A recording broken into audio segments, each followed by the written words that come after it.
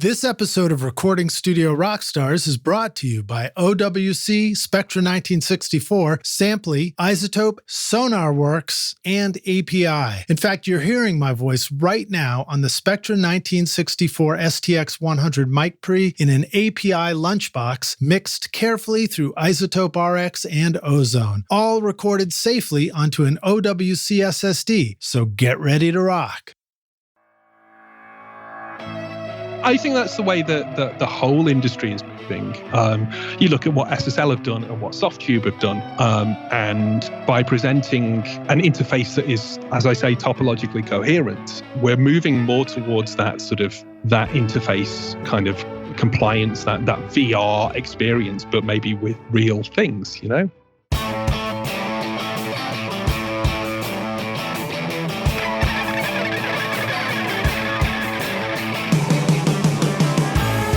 Welcome to Recording Studio Rockstars.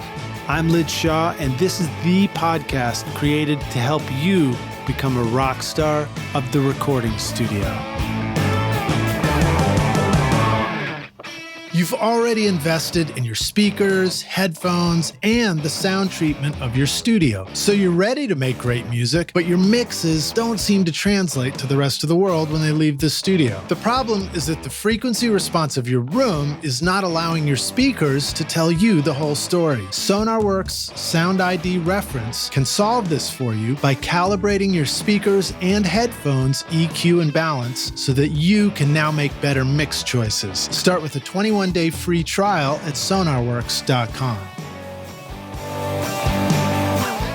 The API Select T25 is a classic two-channel FET feedback-style compressor limiter with a Class A tube output stage and custom API transformer, allowing split mono or stereo mode. Built with dual triode vacuum tubes, sidechain de-essing, detent controls for accurate recall, and API's famous thrust mode, the T25 represents a new design in tube compression. Bring the legendary sound of API to your home studio with the new Select T25 at apiaudio.com.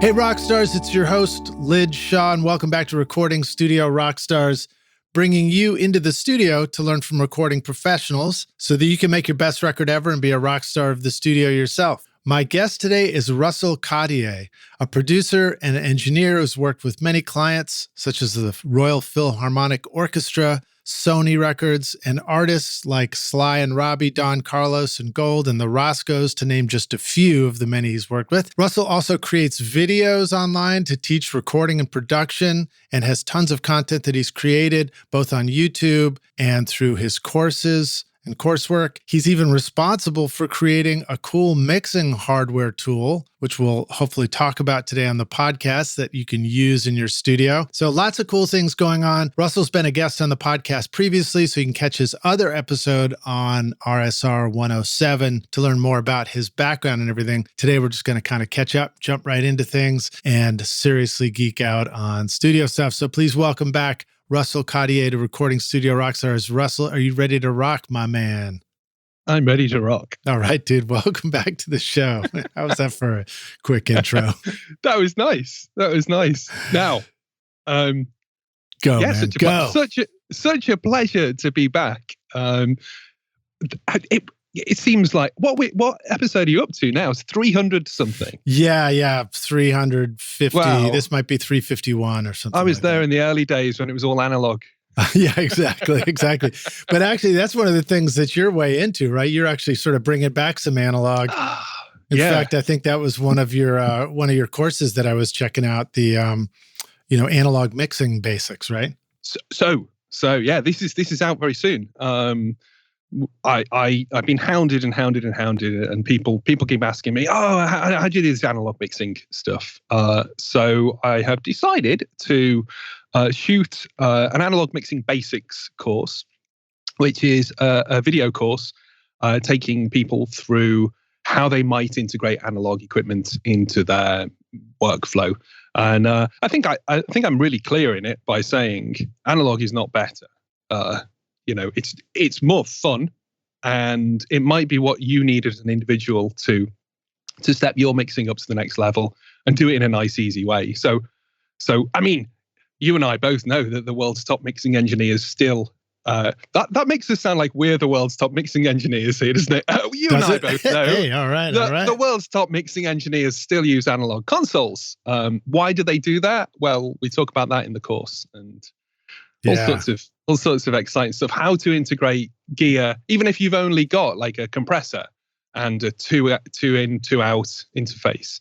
How you could do some analog mixing, or if you've got I'm thinking about a desk. I'm thinking about the analog thing, and I realized that really we're all integrating analog mixing because there's still an analog human being in process, right? So exactly. Until we go completely digital, until we're mixing from the metaverse. Oh man, I gotta go grab that domain right now. Mixing from the metaverse. So do you know what? We can talk about this later. I've been developing plugins and trying to.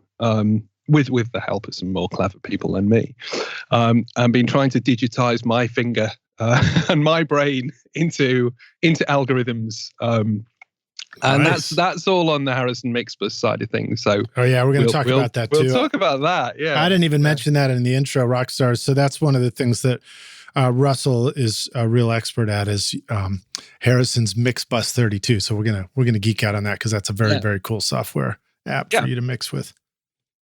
Absolutely. Feels like mixing with an analog console. Do you think that we're going to be, I mean, I didn't expect to talk about the metaverse, but I mean, like, it seems like that's the kind of thing that's coming in the future. And, this imagining yourself in sort of a meta studio at a meta show, and you're in virtual, I mean, I don't even know what questions to ask about something like that. Oh, is that something you think about ever? Do you know what? I'm actually experimenting with VR with a colleague of mine who's a programmer, and we've my goodness, have you used the I think it's the Oculus, whatever one the Facebook owns? Yeah. I bought that. Oculus. Yeah, I got that for my kid last year at Christmas. And Rockstar said, I know we're going to hear this in the spring, but we're around, the Christmas season now recording this. And so, a year later we've had it, and it was really cool to kind of, I really love that game where you've got the two lightsabers and you're smashing the blocks as they come at you.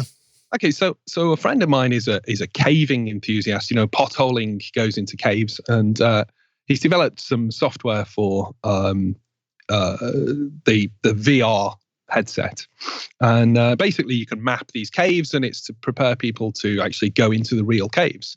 Oh wow! So he's showing me this thing, and he said, "Oh, put the controllers down; it'll track your hands."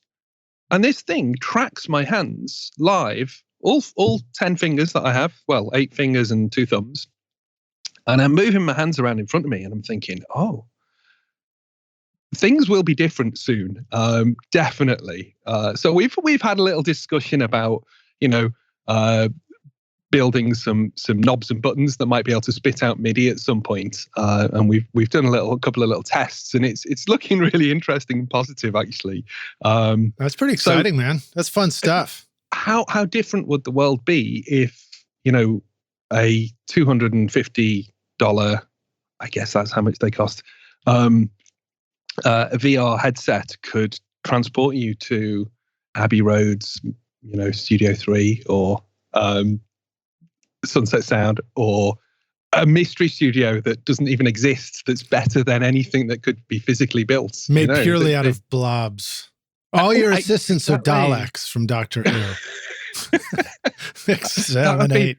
That would be like an add-on pack, probably. The Dalek plugin. All right, at the risk of taking this too far, can I share with you a vision that I've had that relates to this a little bit?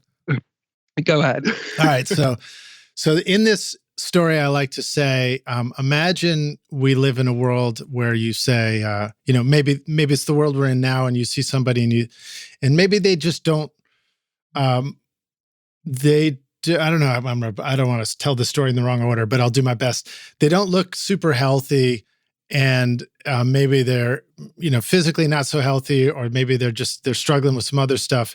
And you might think, geez, that looks like somebody who's maybe just sitting around for work all day. Maybe they're working on a computer all day long. It's sort of like it's very sedentary. So obviously that's one of the risks we have of mixing in the studio or, lifestyle in the studio. And, when I started out, the studio was something where you get up out of your chair and you got to go over to the machines and you go to the other room and you run out and move a mic. And, then it became this thing where your elbows are at your sides all day long and your hands hopefully never leave the keyboard, right? So that's sort of the world that we live in. But then I thought, wouldn't it be cool if the future of virtual reality and augmented reality and all that allowed us to all, start standing up and moving about. And maybe even though I'm about to put in a really nice set of speakers in my studio, maybe the future means you don't need to stand in the sweet spot for speakers even anymore. Maybe maybe you're in a world of headphones and surround sounds and you're in a studio space where you're like, you can move about while you're mixing music. And maybe those movements are, like you said, maybe it's sort of tracked. Your hand movements are tracked, and you see it all virtually, and you're moving objects about, and it's very cool and healthy. So we had this discussion, myself and the developer friend of mine, and I was explaining what a mixing console is. See how I've moderated my language to the American audience here. A console. Oh, right, a desk, a balance desk. In England, God blimey, governor. Over here, a balance desk is the desk that I'm working right now. I'm hoping it doesn't collapse in the middle of this interview. Yeah, I'm doing the balance on the desk. And he said, well, why are you thinking in this paradigm of the same tools that you have that were designed 100 years ago? Maybe the way to EQ something is through painting in space. Or maybe the way to compress something is by grabbing a small drum kit in front of you and squeezing it down. I love this guy already. He is a genius.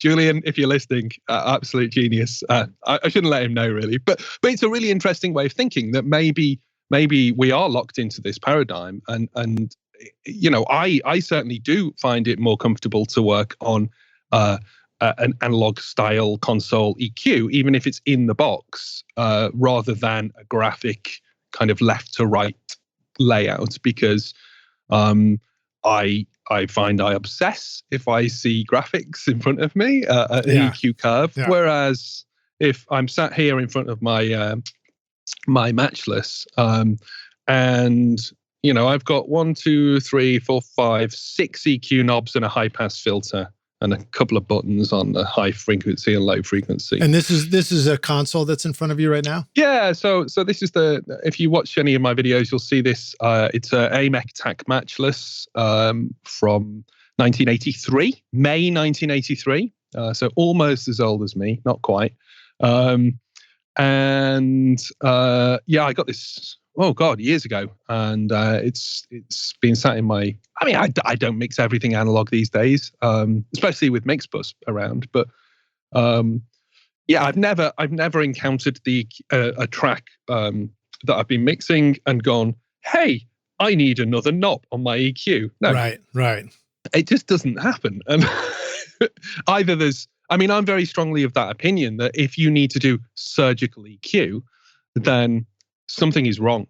And you save a lot of money for the GML EQ. That's what you do if you in the studio in the analog world. Yeah. Well, I mean, that's it, isn't it? So like, I'm doing mixes now where I'm not putting anything on a lot of the tracks. And it's all balance and gates and dynamics rather than actually EQ. Yeah. And then I go to filters and then EQ happens, if at all. But quite often you'll look at my mixes in a workstation and go, oh, he hasn't turned the EQ on, or he hasn't implemented an EQ plugin on like 80% of these tracks. Yeah. I'm always struck by how little goes a long way. I don't know if I said that right, but yeah, like I was about to make the comment that when we set up for mixing in a way that like we're using the right kind of tools or whatever, then just balancing things sounds we get the sound without having to get too granular in every single track. But then recently, I was actually learning this cool technique from Bobby Owsinski that I was sharing with the Rockstars. That ultimately, he was crediting to Tom Dowd, which was this method of mixing and just looking at the meters. Where I tried. I didn't even have the speakers on, and I did a mix doing this, and it was like it sounded fucking great, man. I was like, how? Wasn't this the thing they used to teach the German audio engineers were taught to mix? That might be a myth. I don't know, but it's just this great reminder that we love to get granular, and we get caught in it, and then we get to be pleasantly surprised all the time of how wrong we are, and how the next move we're going to try is more exciting. But I think that's very true, and it's really important to remember that if you have to do a lot of work in a mix, the big professionals, the top mixing engineers, are mixing tracks that are sent to them that don't really need a lot of work, and they will sound. And I can tell you this, like I've having been in the rooms with. I mean, let's take my favorite example was CLA came to do a presentation for recordproduction.com, like an event at Real World, and he brought up the Boulevard of Broken Dreams, right? And everything on Unity kind of sounded like the record, Not to say he doesn't do stuff to it, but it sounded as good as most of the records that I make.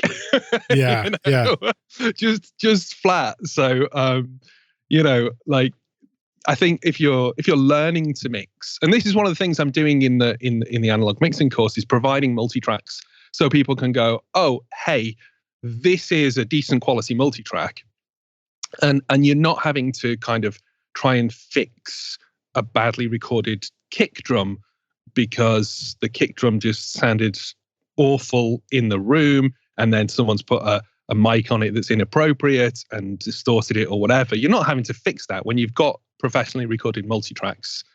So I think that's a really good way to learn as well, is to make sure that you're starting with good source material. Yeah, definitely. And sometimes I think that some of the struggles I have with mixing is not recognizing that the source material I recorded, if I recorded it myself, was maybe good enough. Maybe it didn't need a bunch more mixing tricks on it because I did a good job of recording the drums or whatever. Sure. Yeah, absolutely.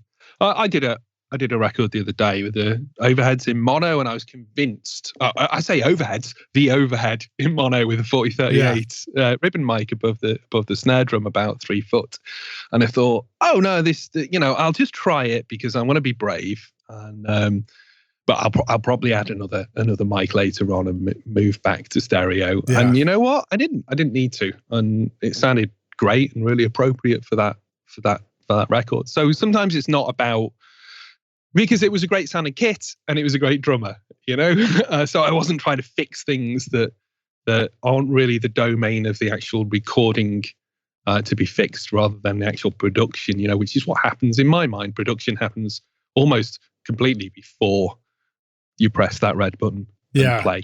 Yeah, and then you've brought it right back to domains, back when we were talking about mixing in the Metaverse.com. Yes. I think it's going to be exciting, actually. I mean, I do.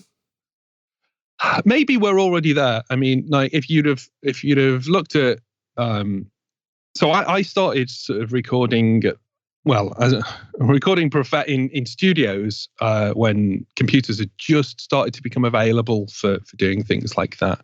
And we had like 8 inputs on an interface, and that was just wild. That was crazy. But everything was on tape, and the idea of backing up an entire tape multi-track was just like that just was unfeasible.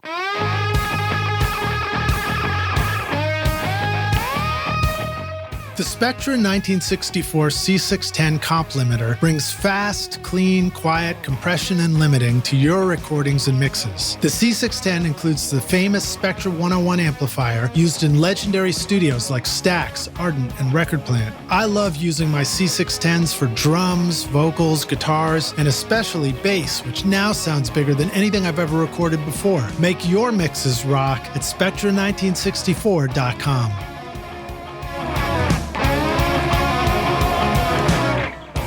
In my studio, I've got the Mac Mini M1 paired up with the OWC Mini-Stack STX Thunderbolt 4 certified storage and hub expansion solution to connect to all my dedicated audio drives, sample libraries, and backup drives. It's the perfect size to stack with the Mac Mini and add storage and connectivity over Thunderbolt or USB. Whether you have the new or older Mac Mini, nothing stacks up in your studio quite like OWC. Find the new Mini-Stack STX and all your storage needs at macsales.com/rockstars. Yeah, the 8-channel computer interface was meant to augment the tape. Like you would transfer some tracks over, sync it up to tape, and then put them back on the tape. Yeah. With a little Reese, I think it was a Reese SMPTE box, that kind of stuff, Nice. And we could sacrifice one of our tape channels, one of our tape tracks for striping with SMPTE. Which was never as accurate as you would have hoped. But yeah, I mean, I used to do all that kind of stuff, and so much of that's lost, unfortunately now, on tapes somewhere in the world. But maybe that was a good thing, those records were done and put out, and I don't obsess over them like I might do with other records that have come out more recently. And was it the right thing? Should I have gone in and tweaked that mix? I don't know. Right. Good point. Yeah. Now we think we could have done something, but back on an analog mix, we'd just be like, we were just lucky to finish the mix in the studio time. So I mean, I have this sort of approach, and I was doing this before I suppose we could ramble about Harrison Mixbus. But I was doing this before I sort of came to Mixbus. I was setting up my workstation of choice, which was the big PT. And I was setting it up like a mixing console. So I have all my input channels. I'm doing air quotes here, input channels, which would be on my tracks of whatever. And then they all go through some buses, and I would put a channel strip on all of those input channels, and I would put a channel strip on all of the buses and a bit of a saturator on the buses. So I'd have a group for drums, actually what I do is a group for shells and a group for metal. I'd have a group for bass, one for acoustic guitars, one for electric guitars, one for vocals, one for backing vocals. And then I usually start with 3 auxiliary sends, which are small reverb, long reverb, or larger reverb, and a delay. And that's like, all that goes into a master bus with a bit of saturation on it. And that's how I operate. And I was doing that for years, and then I kind of discovered Mixbus and thought, oh, this is all here already. That's how they have it set up as default. So that really suited me. And yeah, I mean, it gives me the opportunity to kind of not have to change my workflow too much, even if I'm working in a different workstation, or if I'm working on a different console. The actual principles are very much the same as to how things are routed and how you get those sounds. Because I'm very very secure in my belief that analog sound is primarily clipping, caused by clipping. Because things like having a ceiling on what the gear can do. Yeah, that's exactly it. So, whether that's the line input stage or whether that's the op-amp buffers on the EQ that you're using, or whether that's the the bus amp buffers, or whether that's the stereo output buffer, or whether that's your group input. It's mostly op amps in most consoles. And remind us why clipping is a good thing in that analog world. Why would we like that? Oh, okay. So right. Okay. So when I'm sort of explaining this, I like to get out, draw a sine wave, and I say, okay, so every piece of equipment, whether that's a patch cable or an EQ or whatever, they all have some kind of level of gain, right? Now, patch cable will probably have a gain of slightly lower than 1 because it's slightly resistive. But maybe a valve amp will have a gain of, I don't know, 1,000 or something. So really, what we're doing is we've got our fictional sine wave coming into the front of this particular piece of equipment. This could be an operational amplifier chip on a mixing desk, just in one specific stage of the circuit. It could be a valve, whatever. Now, for anything that's powered, there's going to be a supply rail. Now, if you try and increase your gain of your input sine wave above where the supply rail can supply, usually it'll be plus or minus 15 volts or 90 volts or 5 volts or whatever it happens to be in the specific circuit you're working in, that piece of equipment isn't going to be able to supply that level of voltage, or not continuously supply that level of voltage. There are some anomalies to do with the capacitors and such like. But what about magical power supplies? Magical ones. Magical ones. Yeah, the unicorn power supplies. Can they do it? Oh, definitely. All right. SAG. This is, well, like people search for like when you're emulating guitar amps, for instance. Oh, you got to get that SAG. Essentially, this is a power supply not doing what it's meant to do. Right. But it sounds great. Yeah. So all of these weird little things that you can implement. So what's happening there is you're rounding off the top of the waveform. If we're going to think like, imagine if we're looking at it on a computer, and you can do this. You can literally do this with the inputs and outputs on your interface. You can overdrive an output or overdrive an input. In fact, some mastering engineers rely on that for their sound, just like clipping the inputs. So I would advise people just to patch across a couple of cables on their interfaces and send out some sine waves and send out some audio, and you'll see how it clips. Now, sometimes you're going to get digital clipping. Sometimes you're going to get analog clipping. Analog clipping is a bit smoother. It tends to round off less severe. So you're having a change in the rate of change of your voltage coming in. Now, that change in the rate of change means a frequency change. And that means that you're going to create harmonics that are higher up usually. And that's like a thickening sound. So obviously, like we all know, valve amps sound amazing. Why do they sound amazing? Because they are creating harmonics that are harmonically related to the melodic material that you're putting into them. So I'm a big fan of recording valve amps because that crunch sound. And I'm becoming more strict about this as well. I think I might actually hate distortion pedals for the most part, transistor and op-amp based ones.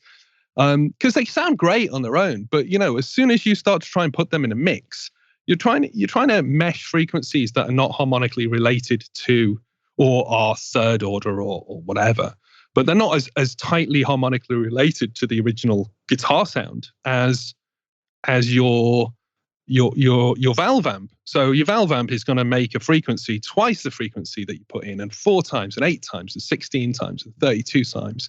On all these little frequencies. Even order harmonics. Yeah, exactly. And they're always in tune like that. But it becomes more and more clear when you try and mix something. If you've got a distortion pedal on the go that's solid state or whatever, or not designed to produce even order harmonics, you can quite often get this sound that doesn't bed in. Why doesn't it bed in my opinion? It's because you've got frequencies that are kind of not really in tune. You're creating these additional frequencies and they're not in tune. Right. So my records, I tend to kind of I do this thing where I'll let them have a go with the the clients or artists have a go with the distortion pedals. I say, oh, let's just try it straight into the amp. I know that trick. Oh, Russ, man, it sounds so much better. Yeah. Yeah, it's always remarkable, and and I think for a while I used to sort of beat up the pedal board. After I learned that, but then I sort of came around where I was like, you know what? We live in a world where a pedal board is it's just a great choice for live gigs, and it's worth respecting that.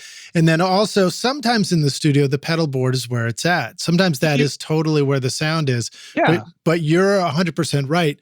More often than not, the guitar that's playing through the song and the tracking situation is something, is a rhythm part, or it doesn't have a lot of pedal stuff going on. And you don't want it to pop out so much. Yeah, and they're not even using all the pedals in the board. Now, there's a really good. I'm not like a massive Black Star fan. I think it was Black Star. Black Star. They did like I think Black Star HT or something.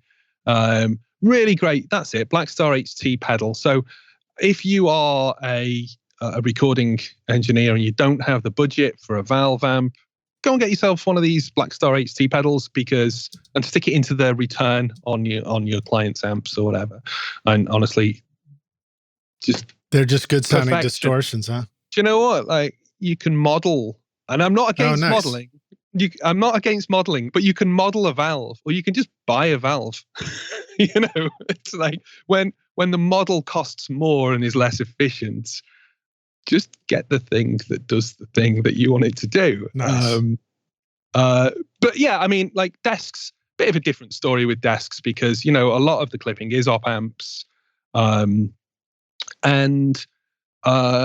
all of those stages of clipping allow you to control the transients. And I think that's one of the things that makes a record sound like a record, like a sort of old school record. How are these transients being controlled? So clipping is really important in that respect. And I think a lot of people don't realize that, even people who mix on desks, they're not thinking about that. They just think, okay, everything sounds more consistent when I put it through the desk. Well, why is that? It's because the drums are clipping to a certain level, and you might not be putting the drums to the same level as the vocals. So it's not like you're clipping the whole mix. But if you're doing rock vocals, you can really crank that gain and have a channel that's going into distortion. It doesn't sound like it's going into distortion. It just sounds kind of thick and healthy. On this particular desk, I know how much the peak light should go on, how much this yellow peak light should glow, and if it's a rock vocal, I want that peak light really glowing, and then I send it through a bus. And I can set my level of that vocal. It doesn't mean that so you've got these multiple points of clipping in terms of each group will have a different headroom. So that's why I love analog mixing and mixing with digital audio workstations that allow me to mix in an analog form and hence Mixbus. Want to know how I get a consistent sound quality mixing hundreds of episodes of Recording Studio Rockstars? Well, I've been cheating all along by using Isotope RX and Ozone on every single episode. Right now, you're hearing RX declick, declip, DS, deplosive, voice denoise, ozone multiband compression, EQ, and limiting on this podcast episode. Try out the subscription option with an extended 30-day free trial at isotope.com/rockstars, or use the code ROCK10 to get 10% off any individual plugin purchase. Before your band hits the studio, it's smart to have all the songs and notes in one place. But setting up a shared cloud folder can be frustrating. There's always someone in the band who can't seem to log in or wants to use a different platform. Samply.app makes it easy to add collaborators to a project so that the whole band can upload new songs and make comments before the session. It's file sharing that was specifically built for music. Just upload a voice memo or song and start commenting. Sign up for your free account with 2 projects now at Samply.app, or use the coupon code RSR20 to get 20% off the first 3 months.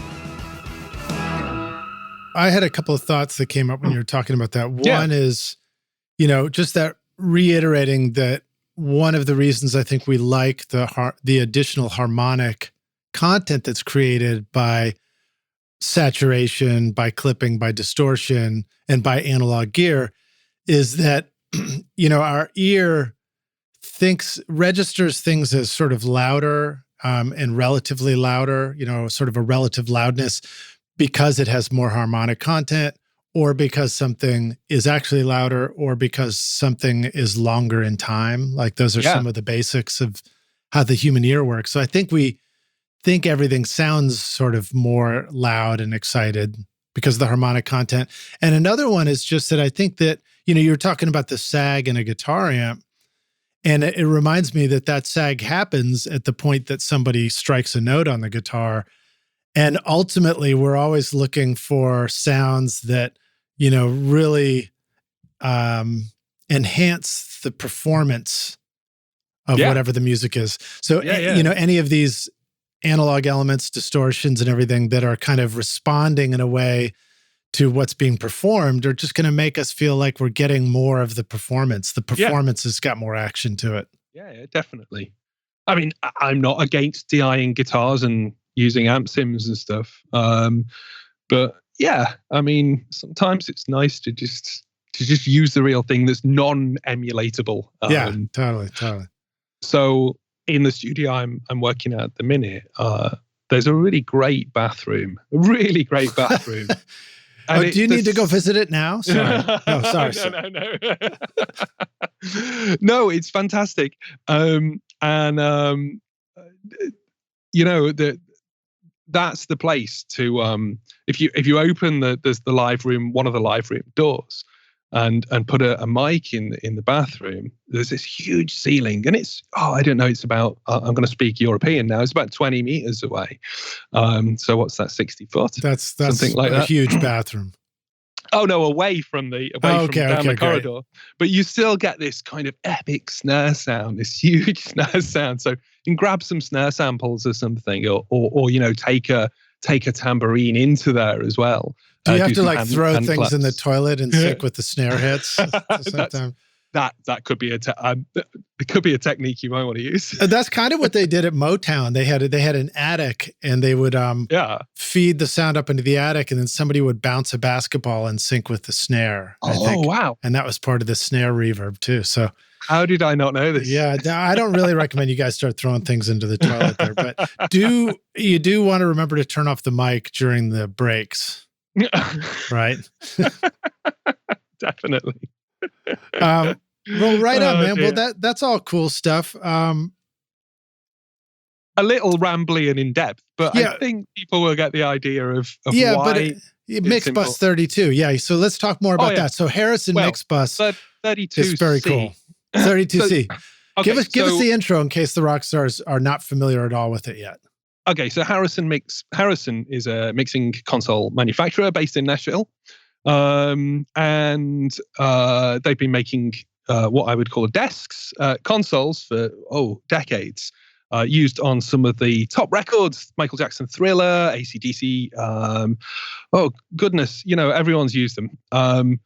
Amazing consoles. And a number of years ago, they released a digital audio workstation, and this digital audio workstation presents you with a mixer window that looks like a console. So there are two versions of Mixbus, which is this software. There's Mixbus, what I would call Mixbus Standard, which is essentially a similar thing to the more advanced version, but the EQ is not as in depth. There's just three knobs and a high pass. Three band EQ and a high pass filter. Mixbus 32C is another version of the software. It's a more advanced version based on the Harrison console's 32C mixer, which is, you've probably seen emulations of it if you haven't seen one of the real things. And that's got a little bit more in-depth I'm just looking here now at my 1, 2, 3, 4. So that's a 4-band EQ with a high and low pass filter. And each channel has a sort of a dynamic section as well. So each channel that you have on your tracks in your mixer has got a very basic compressor. And the compressor isn't meant to do everything. It's just meant to do enough that you can easily use it for most things. So there are 3 modes for that compressor. There's a limiter mode, there is a compressor mode, and there's a leveler mode. And you have a smart knob that changes depending on which mode you're in. So you can kind of get most sounds pretty quick, everything from a kind of a slamming 1176 to a gentle kind of DBX compressor, kind of sort of vocal leveler or something, and then a more of a severe limiter, like a LA2A or whatever. So basically, the idea is that you're not taken away by having to go into plugins. Yeah. Everything that you kind of need is there, and there's bus sends there as well. Don't you have a polarity switch too? Oh man, there's everything you would have. Oh yeah, actually, now you come to mention it, there is a major digital audio workstation that doesn't even have a polarity switch, isn't there? There might be one. I was using that the other day, and yeah, so yeah, you've got all the routing is incredible. It's based on Ardour, which is an open source digital audio workstation. So there's loads of great features in it, and the core of it is essentially this Ardour digital audio workstation, but Harrison has contracted programmers in, and they have their own people in house. You'll know Ben if you Ben and Mike if you ever watch any of the videos. And, so let me interject this. So Rockstars, I did an interview with Ben Loftus from Harrison, and that's episode 56. So if you want to go check out that one, you can go find that as well. Thoroughly nice bloke as well, as we would say in the UK. They're just absolutely great people and really wanting to push things forward. So I think the thing that I would say about Mixbus is, they're very open. The policy of Harrison is, we want you to be able to use this in conjunction with other workstations if that's what you want. If you want to do your editing in Mixbus, here's how to do that. If you want to do your editing in something else and drop it in to do summing in Mixbus, here's how to do this. And the summing sounds incredible, the digital summing, because there is saturation control on all of these individual buses. Mm-hmm. And it's basically set up like I was setting up my workstation. So it was a real pleasure to kind of connect with Harrison. They were a fan of some of my clients' work, some records that I'd done and so on. And we started to work together a few years back. So I do educational videos for them. And they are just wonderful people to work with. We've been working on plugins. We've been working on scripts. If you're a Reaper user, you might be aware of scripts, but or an Ardour user, you might be aware Studio of scripts. Studio One does some of that too, I think. Right, great. I mean, one of the guys at Harrison spent a good while working on a script for me, which I import all my. Let's say someone sends me a mix to do, and there's 50 tracks or whatever. I import everything in, it analyzes those track names, it puts them in the correct order, it sends them into the correct groups, it replaces my kick and adds a MIDI version of my kick and my snare and puts a sample track in. It labels everything up on the buses, it puts in the effects that I want usually for auxiliary sends and so on, and I get back from making my cup of tea, and that's it. Does it reserve a table at the Grammys too? Or sounds like a good script.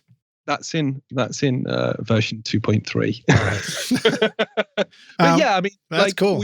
We should use computers for what they're great at, and they're really good at doing certain things, like putting tracks in the right order, because it looks through and says, okay, is that GIT, is that guitar, is that Les Paul or whatever, and it'll find those keywords and say, that looks like a guitar, so I'm gonna put that in the correct order. So that's cool. So yeah, I mean, look, if anyone wants to try out Harrison Mixbus, it is available for free as a demo. And it's an unlimited demo. You can work in it and you can save stuff. The only thing is that there's a small amount of noise pops up every now and again. So I would strongly recommend that people just go and have a play with it. You can get a copy at harrisonconsoles.com. Maybe you don't use it for every project. Maybe you only use it for those records that you do with the sort of the garage rock bands, and maybe you only use it for summing from Ableton because you're doing some kind of dance record or whatever, and you need a bit more mojo, but you still want that recallability, and you don't have all the analog gear. So, what about so are you saying if we're mixing in Pro Tools, for example, we could set it up in conjunction with Mixbus and sort of absolutely do the busing over there? So if I remember correctly, one of the cool things about Mixbus is you've got your channels. Like you said, each channel has all these built-in things. You got your polarity, your EQ, your compression, so that you don't have to add the plug-in to do some of the basics. But then those route over to buses, which have sort of tape emulation built into them, right? Yeah. So it's sort of tape emulation, but it doesn't have the noise of tape. So it's kind of based on that. What it is a drive control. Now that drive control can be cranked down, and that is basically I was talking before about there is a maximum voltage to which a signal can go. Right. That is literally like the maximum voltage to which the signal can go. So as you turn it clockwise, it reduces the level that something peaks at. So it's a really good way of kind of managing tracks. So when I'm mixing rock or metal, I'll have my vocal bus, and I'll usually have the drive really cranked on the vocals. It doesn't mean that vocal track is louder as well. It just gives me more distortion on it, or more clipping on it. Well, it might be perceived loudness. Yeah, definitely. But it doesn't. When you crank up that control, it doesn't increase the volume. It doesn't increase the gain. It just takes the headroom down. So you end up having a more clipped sound. So that's a really great way of mixing, because it doesn't mess up your levels and stuff. Oh, that's cool. And it really controls those vocals. So then you're like, oh, okay, actually, I don't need so much compression on the way in, or I don't, you can do a vocal ride, blah, blah, blah.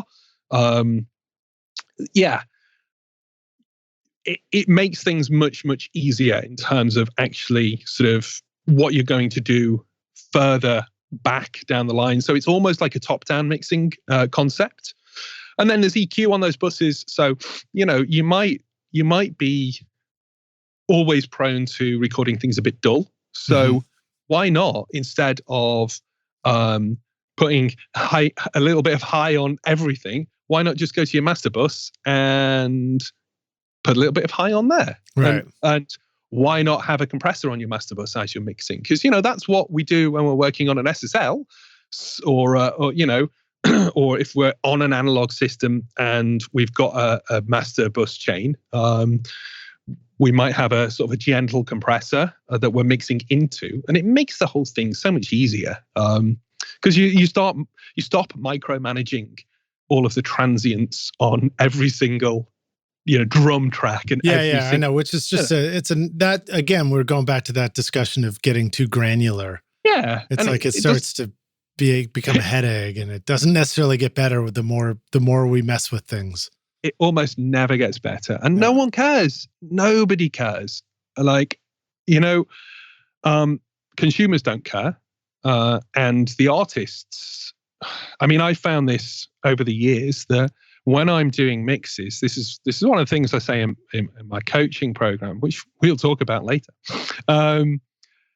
If you're submitting a mix to a client, just run it through a compressor on the way out, because your client isn't used to hearing mixes that aren't mastered. They're used to hearing masters. So they just want everything to gel nicely, and they don't care about the microdynamics of each snare hit. That's for you to worry about.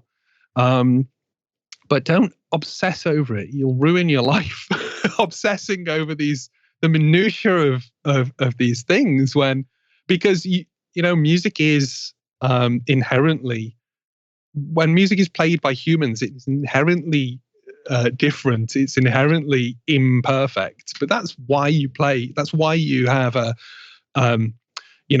deep sampled drum kits, because if you have the one sample and you're making a record with just a one kick sample and one snare sample, that definitely says something. It says this is probably very 80s, and there's a feel about this, and there's a reason why we've done it this way.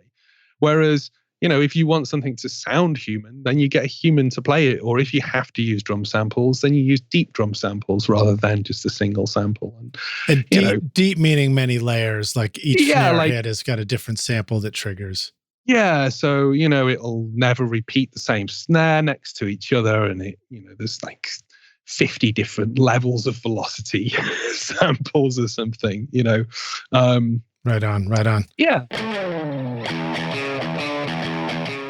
The API Select T12 is a 2-channel, all-tube Class A microphone preamp designed with API's proprietary AP2516 transformer on the input stage and a custom API transformer on the output stage. Built with the 12 AT7WC and 12 BH7 dual triode vacuum tubes, the T12 represents a new and exciting variation on API's classic preamp technology and provides you with unique tonal options for your studio, handling a wide range of recording applications, including stereo operation. Carefully engineered to provide classic tube performance and sound, the T12 brings you API's famous warmth, punch, and clarity in a new design, including a 5-year warranty. Check out the new T12 Tube Mic Pre and T25 Tube Compressor at apiaudio.com.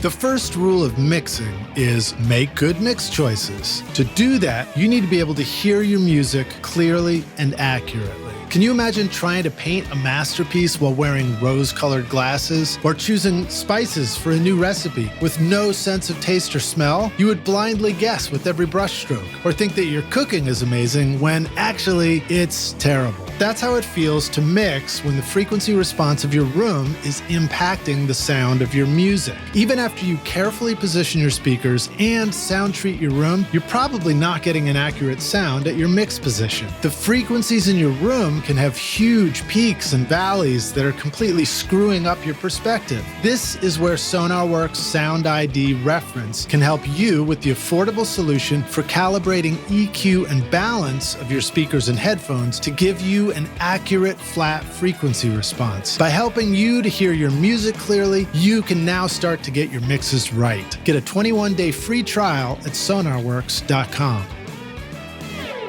Hey, Rockstars, we're back now for the jam session. My guest today is Russell Cottier, joining us from across the world over in England. Russell, are you ready to jam, my friend? I certainly am. Very well, very well. Hey, I wanted to add my sort of the closing thought on my little Metaverse anecdote.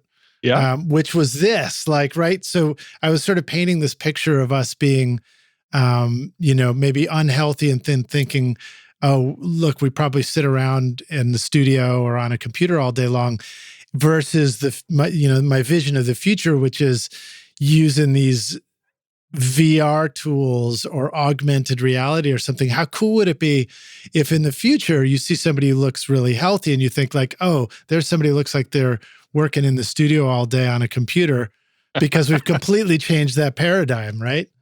Absolutely. Do you know what? Right. So this is definitely a progression of the dream that everyone had. So my degree thesis was on the emancipation of the creator from temporal and spatial constraints. So Wow. With the introduction of digital recording technology, that's what it was all about. And there was a dream that one day you could have a guitarist in New York and a saxophone player in Georgia, sort of ex-Soviet Georgia, and you could have an Egyptian drummer, and you could have someone playing flute on top of a mountain in Wales. Well, hold up. Where is the accordion and the banjo? Where are those guys? Well, see, I'm a big fan of melodeon, which is the British sort of English button accordion. You could those are much better for seafaring voyages. I'm a banjo player to an extent. Oh, that's right. You are a banjo player. You had a banjo on the back of your studio wall. Me too. A zither banjo and a banjolele. They could be somewhere quieter, somewhere more remote, maybe. But yeah, that whole idea that one day this will be possible to share files across the internet and maybe even jam live. And if there are a few things that are good that have come out of a terrible situation over the last 2 years, is that people have really embraced this kind of remote production work.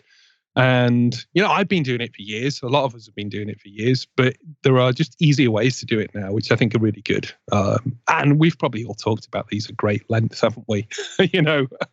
Well, and I think we've also, we probably all experienced some combination of loving the fact that we can collaborate through the internet with people, and then also realizing that, at the core of really enjoying making music is being in the same room with somebody, So I know it is for me. Oh my goodness. Yeah. I mean, I hate mixing with people behind me chatting away, but, actually making music. Yeah. It's so much fun to be in the room with people and actually push the music to and fro around the click, even if you are using a click, and interact with them and nod and, we're coming up on a chorus now, guys. Yeah. Well, that having people behind us in the studio while we're working as engineers, that's where our bald spots come from, right? That's from the people who are staring at the back of our head all day in the studio. I don't know what you mean about bald spots. Oh dear. Sorry, ladies. I was looking to provide you with a photograph for the website for this episode, and I thought, you know what, I need to get one that's more recent and not and has my slightly thinning. You're going to send us a close up? Oh yeah, that's it. I'm more of a receder than a bald spot guy. All right, so wait, I got one more thing to say about this whole mixing in the metaverse thing too. So there's this idea of you put on Oculus goggles and you see things virtually, but then there's also something called augmented reality, which is you're looking through and you see physical stuff in front of you, but you also see another image, like some Pokemon game or something like that. Yeah. But another thought is, what about what about a world where you don't even need to see any virtual reality sense? What about this, man? What about a studio where we take all the old gear, all the old compressors with knobs and racks and mixing consoles with EQs on it, and we don't even need to digitally make a visual for it. Just the computer kind of tracks our hand movements and sees that you're reaching for a high frequency knob on a console that's not even on, and it's controlling the computer. That's stuff, yeah. And it's like now all of a sudden recycling the issue is solved too. It's like we don't need to throw away the old gear. It's almost as if you're asking for some kind of digital control system. Ooh, you working on anything like that? Hey, there's. Do you want the backstory of Ruco Pro Audio? Yes. Give us the intro to it too, because nobody knows anything about this, but you are making some really cool stuff right now. So in my completely egomaniacal manner, I formed a company called Ruco Pro Audio. Hey, it's the first two letters of my first name and last name combined. And it sounds like a corporation, doesn't it? But it's far from a corporation. It's anything but. It's like we have a very, very small factory, which is a shared space. And when I say we, it's like, we had a designer on board at the very start who did some of the graphics. I've got a friend called Jan who's in Germany who does some consultation on the programming, and then the rest of it is me. So how did this all start? Well, a friend of mine on one of the Mixbus forums made a comment after Harrison had released a very funny joke control surface for Mixbus, which was essentially, it was an April Fool. It was a mouse pad with a picture of the Mixbus window on it. Nice. They said, this is the control surface. And my friend Tom said, hey, wouldn't it be great if we could have a controller that was just for Mixbus? And I said, well, it can't be that hard. Just do it with an Arduino and some encoders, and that would be fine, wouldn't it? You could make that. And like, we're 3 years on down the line, and now I'm manufacturing and shipping controllers all around the world. Very much a cottage industry thing. But nice. They're great. They're based on a Eurorack format. They're not actually Eurorack, so they're modular, and they offer all of the knobs that you would need to operate in Harrison Mixbus 32C. And you've got transport buttons, you've got knobs in the correct layout. So I think this is really important. And you'll have noticed that a lot of other companies have recently released plugins and interfaces that are following this same principle. We were there first. No, maybe not first, but this product's been in existence for a couple of years. Cool. So the thing that I think is really important is when you see something on screen, the knobs underneath your fingers should reflect what you're seeing on screen and what you're moving on screen. Shouldn't have to think about it. Exactly. So a lot of these eight fader interfaces are set up in a way that you press an EQ button and the 8 knobs across the top then become EQ, but they don't translate to a row of 8 knobs on the plugin. Right. So that's they really translate to my brain hurting is what they translate to. Exactly. And this is one of the reasons why people like mixing on a desk, because they know that this is the layout, a console. This is the layout. Those knobs do this, and they do that all the time. That knob is always a mid-frequency gain knob. This one below it is always a mid-frequency selector. So I decided, okay, well, why not make an interface, a MIDI controller that basically represents that, and has a button, a knob which is just for high mid control, and another module which is the auxiliary sends module, and another module which is all your fader and your pan and your phase flip and all that kind of stuff. So these have been in production for probably 2 years now. And it's super small. It's all very community driven. It all started off this bet where Tom said to me, well, I bet you can't do that. And I said, I absolutely can. And then sort of proceeded to go off down this rabbit hole of electronics, which I've got some background in and some interest in, and learn all about microcontrollers and USB interfaces and all that kind of stuff. Nice. And I was very fortunate because the Mixbus community are super, super nice and really supportive of anything new. With any of these sort of niche communities, you're going to get some people who'll say, "Yeah, I'll put my money where my mouth is." And we did we launched the company. I say we launched the company.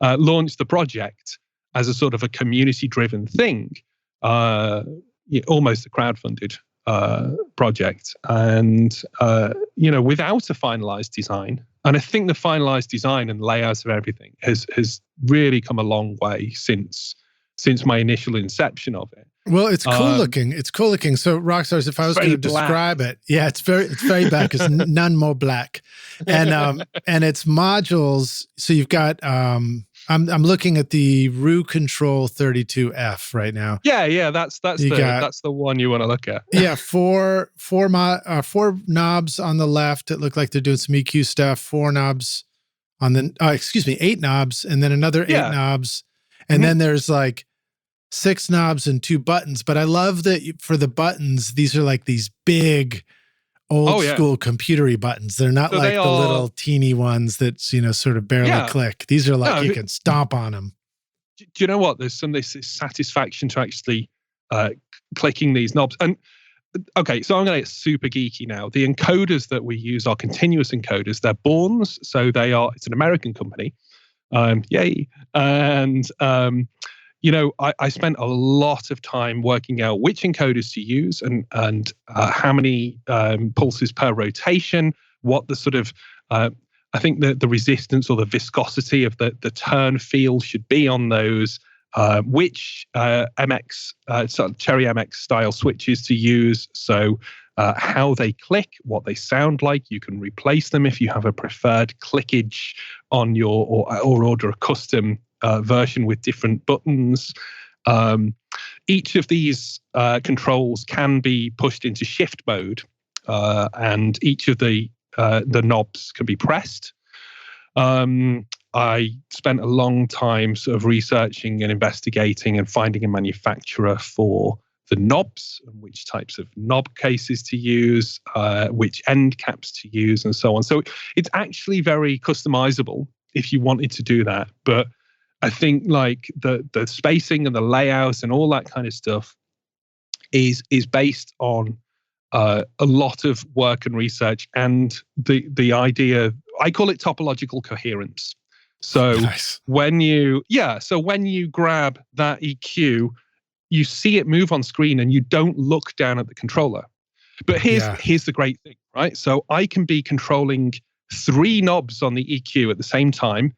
I can be hitting the mute button or switching modes, and I can also be changing the threshold on the compressor and the pan. Or I could have a friend come along and they might be. Yeah, so it brings you, because I grew up mixing on consoles, so I know, like, I never used to just use one hand for controlling, right? Because you have a hand on the bass low, let's say the bass guitar low frequency, and you're adjusting the high frequency of the vocal to make those meld together correctly. So if you had a large enough Ruco system, you could actually do that with two tracks at once, or multiple tracks at once if you wanted. Wow. We will build one day. It's spec'd so you can run 128 modules per brain module. So, we could have a full desk. Well, you cleverly designed these where, like, when you look at the knobs, it looks like they could, you could ultimately make a vertical version of them in console format. Exactly the plan. And there are some mock-ups and there are some very keen customers.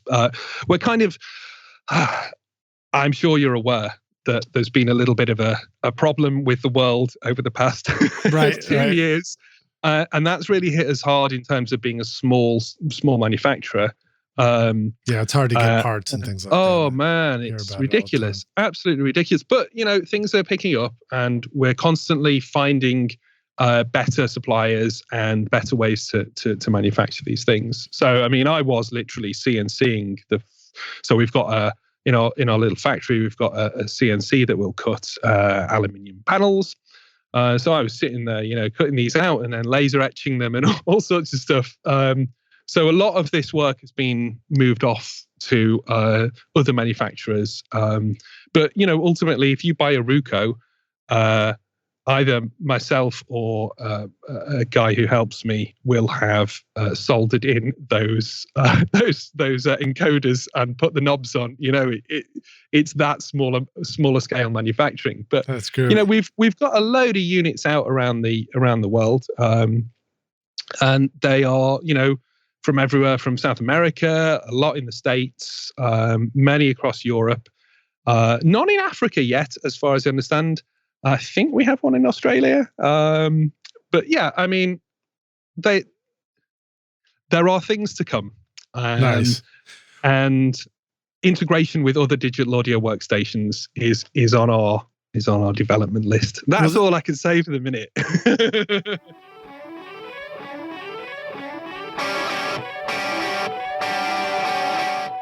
So you just finished an awesome mix and sent it off to the band, but the singer texts you with lyric changes, the drummer emails you wanting a different fill, and the bass player DMs you on Instagram about a wrong note in the chorus. But which mix version are they talking about anyway? Don't you wish there was an easier way? Samply.app comes to the rescue as your ultimate mix assistant, streaming high-quality mixes so your clients can easily listen and send notes from their mobile phone on the road or a computer back in the studio. All mix comments are time-stamped directly onto the correct mix version with no confusion, and everything is easy to find in one location. No more mixed-up mix messages from the band. It's file sharing that was specifically built for music, and it all works in your browser with no downloads required. Sign up for your free account with 2 projects now at Samply.app and use the coupon code RSR20 to get 20% off the first 3 months when you're ready to upgrade.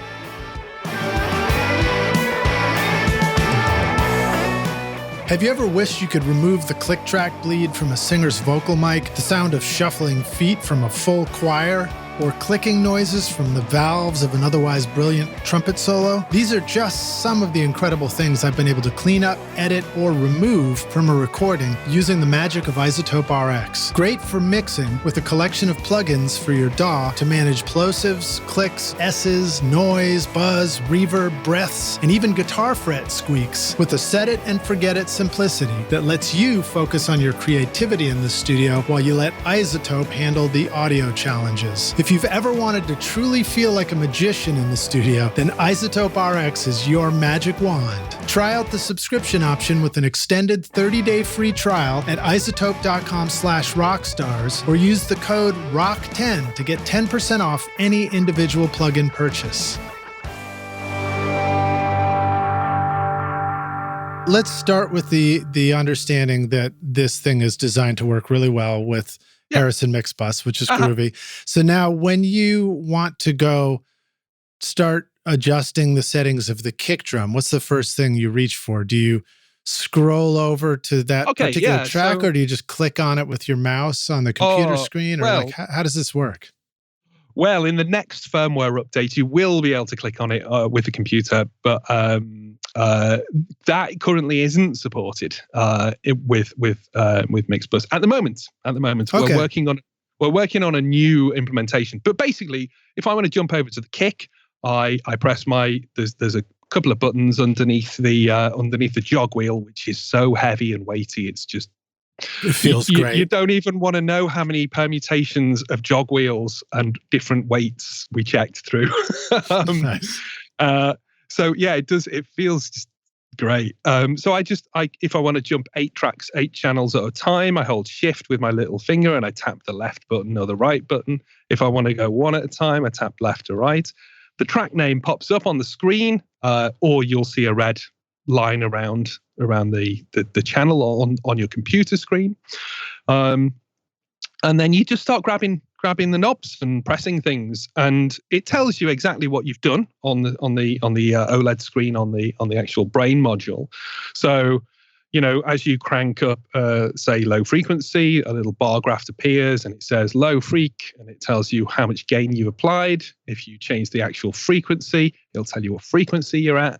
Also, basically like any sort of modern controller. Right. But more importantly, I think, is the ability to just grab multiple knobs and start going. Yeah. We're doing what we're supposed to be doing, which is just using our ears and hearing the sound. So the only mode change that you're going to encounter in a root control is when you're changing the mode of the compressor or the channel compressor. Mm-hmm. So there's no, I want to switch to auxiliary mode now to send something to reverb. You can literally control EQ and reverb at the same time, and you can control your compressor at the same time. Right. Good for automation moves too, right? Oh man, yeah, so good. And obviously there is a fader module available now as well. Yeah, tell us about that. Okay, so one of the prime sort of requirements of the Ruco customers is they don't have tens of thousands of pounds to spend, or dollars or whatever to spend on gear, and I wanted to present a nice way of controlling the fader. So I decided to go for, well, there's a 100 mil fader module available, but most people are going for the 60 mil fader, 60 millimeters. And that is our own motor fader design with our own apparatus that goes on a standard Bournes. Again, I love Bournes and I love Alps. We tend to use Bournes. Okay. These are brands for the knobs and the fader stuff. Yeah. And then so let me add this. Rockstars, in case you're not sure about the 160, that's the length of the fader. That's a 100 millimeter fader, which is a taller, longer version, and 60. Yeah, that's on the big, more compact. But when you're thinking about digital mixing, you don't necessarily have to scale things in the same way. So you'll be 60 mil faders is actually really good.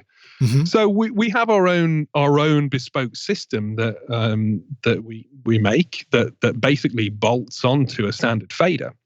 Hey, wouldn't that be great if we released a product later down the line that let you motorize your old mixing console for a relatively reasonable price? Oh, keep your ears peeled and keep visiting Ruco on Facebook or the website, because that's definitely there. That's definitely a thing that we've been looking at. But right now you've got the 8-pack fader, and then are those select buttons at the top of the faders or something? Oh no, so the 8 the module with the 8 faders, that is actually a scribble strip type. You may have an earlier mock-up of that, actually, but that's an OLED screen on every single fader. So you can grab, a bank of faders and just sort of operate as if you were operating an 8-channel mixer. And then the fader that you have selected by touching it then lets you control, the rest of your modules in your rack above that, which would be an auxiliary module and an EQ module, etc., etc. They will then control whatever fader that you're working on. So it's kind of like there's so many ways of configuring these, and at the moment, we're small enough to be able to do custom MIDI modules, MIDI controllers, and custom software. So the when we were on our video chat before we started this call, you will have seen a large circuit board behind me, which is another secret. Nice. a custom order for a mastering EQ with something like 30 knobs on it and a big screen and all that kind of stuff. Wow. So, people... We can't show it to you now, Rockstars, or we'd have to kill you. You must never know. It'll be out at some point soon, when the chip shortage kind of subsides a little. But yeah, I'm very strongly of the opinion that it's not a massive deal to if you're working on something all day every day, why not have the tool that makes it right? It's like skimping on spectacles, glasses. These things are on your face all day. You want the right type. You don't buy the cheapest toothbrush. You buy the one that is going to do the job that you want it to do. You don't buy, well, some people do, but for me, my toothbrush is pretty cheap. I have this kind of recycled one. I use a good mouse because I like, I'm in contact with this thing 10 hours a day. That I'm very much of that philosophy where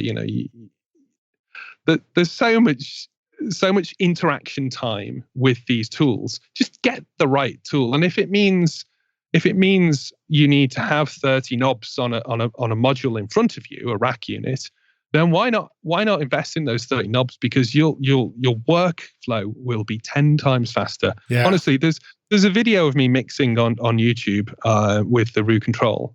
Cool. I think it's the Root Control Standard, and it feels like mixing with an analog console, because so long as your buffer size, your buffer is reasonably short, anything less than say 256 samples, you can't tell a difference between like turning those knobs on a Ruco and an analog EQ. It's not like the experience is so different to mixing with a mouse. I mean, I can't really explain it beyond that. It's just this topological coherence. You see it move on screen, you feel it move under your hands, and it just works. That's great. Well, it's cool that you carefully selected knobs and, jog wheels that feel good to the hand, because you want it to be a really good experience. And you know what? Like, it's not even the expense is not a major thing in terms of that. Yes, they're twice the price, but ultimately we're not making hundreds of thousands of units. So it kind of is, at the moment, it's relatively irrelevant in terms of the cost to the consumer. And everyone, you mean, when you say twice the price, you're talking about what it costs you to get the knob. So the actual things. Yeah, I mean, I don't think your root controls are twice the price of other stuff. Oh my goodness, no! So this project has never been my job. It's never been my career as such. And as such, I wanted to do something for the community that would allow these units to get into people's hands. So that's why we priced them as we priced them. And it's we could be making a lot more money, I'm sure, by charging 2 or 3 times. I mean, some people have said they'd pay 4 times the retail value. Quite happily. I'll pay 5 times. I'll pay 6 times. No. So hey, I mean, it's not about that. It's about a community effort, and everyone. Yeah. I ask people, what do you want to see next? What modules would you like next? We've got a microphone in development. We've got a color box in development. We've got all sorts of secret sauce that are hidden in those modules that I haven't even announced yet. Well, it's cool because, I mean, Harrison also makes some very cool plugins, the AVA series. I'm using the AVA de-esser regularly now. I'll be using it on this podcast mix, and I'm using it in Pro Tools. But it's cool to think that, these things that you're building we might find dedicated, favorite plugin controllers and stuff like that. I think that's the way the whole industry is moving. You look at what SSL have done and what Softube have done, and by presenting an interface that is, as I say, topologically coherent, we're moving more towards that sort of that interface kind of compliance, that VR experience, but maybe with real things. Yeah. What are some other visions that you have that you get excited about? Like, man, what if I could do this? Anything that keeps you up at night? So I've got all sorts of plugins private plugins that we may release one day. And those are the things that excite me. Can we make these better? So one of the things is the rider, which is the Russ rider. It's a vocal rider. It takes control of Mixbus from within and grabs the fader. So it looks at what's going on the channel, and then it's actually moving controls on the mixer window. It's not within a plugin. It's actually moving the fader in the mixer window. Wow. So I think things like that, I'd like to get that out to the public, but and I'd like to see sort of ways of automating mixes so we can focus on the things that are important. So, for instance, one of the other tools that I use is called Russ Wider. This is code name. Nice, I love it. Russ Wider, Russ. I think we've got Russ Wider, Russ Wetter, Russ Rider, Russ Driver. Do you have the Russ bus yet? That's what we need. There will be a proper name if they get released at some point. But yeah, so Russ Wider just sits on your guitar bus, listens to your vocal, and when the vocal gets loud, it displays the guitar bus wider. Oh, nice, interesting. I'd love to. And it's like it's a live thing, and like it's about making room. Or you can flip it the other way, so it makes more room as the vocal gets quieter. Lots of sort of fun ways stuff. And then you can go, okay, I want to spend some time actually doing this on a record rather than focusing on all of this stuff that computers are really good at doing. So I'd like to see faster live jamming. So I'm working on a really interesting album at the minute. Do you know Bronier? No. Okay, so Led Zeppelin, stayed at a house in Wales when I think, was it Led Zeppelin 3, Bronya? See, any Welsh speakers will absolutely string me up for this. Oh, is that the that's not the photo where they're like climbing on those rocks? Bronya. No. This is just a cottage in Wales. Okay. And I took a pilgrimage there a couple of years back, and bumped into the guy who owns the cottage, and he's like an eco dude, Scott, lovely bloke. He invited me into his signing area where visitors will sign the visitors book. Any Led Zeppelin fans will know this cottage. Yeah, I'm looking at the picture now. Yeah, it's beautiful. Yeah. It's an old stone cottage. So, I have been educated on how to pronounce it. Bronner. It's a tough one. Nice. So a couple of maybe a year later, Scott finds me on Facebook and he says, "Hey Russ, I was after you. Do you want to mix this record? We're doing this kind of record where all the money is going to the World Land Trust, and all these wonderful artists have either remotely worked with him or met, people he's met who've come to visit, because he's now an eco kind of ecological solutions finder, and a sort of a grower of organic carrots and what have you. The carrot mixer. Sorry, Scott. There's so much more to what you do than that, but yeah, this is like a sort of a climate awareness kind of thing. And we've got Chance McCoy on, and I know John Evans from the Divine Comedy, Lisa Curry is a stand-up, David Saville, all sorts of people. I mean, you'll know Chance, I think, from Old Crow Medicine Show. Right. Yeah, so, like Grammy Award-winning artists and stuff are contributing to this project remotely. Now, obviously, or they've been down and done a bit of recording. So obviously, like these are really interesting records, and one day I'd like to be able to like run a live event in that way. To like have a live session where people are playing with each other in as close to live as you can imagine. And I think that day is coming. I think with things like Jack Trip and other kind of super low latency internet audio over internet protocols. What do you think are some of the key things that are what do you think are some of the key obstacles about latency? I mean, without getting too granular, that if we solve it, then like if we get it past this, then it will work. Well, is it just a timing thing? Well, first of all, I think any of the solutions that people need to seek should be open source to some extent, because from a political point of view, you and I know that not everyone can afford all of these big fancy solutions. So I'd like to see open source solutions, which are, free to use essentially.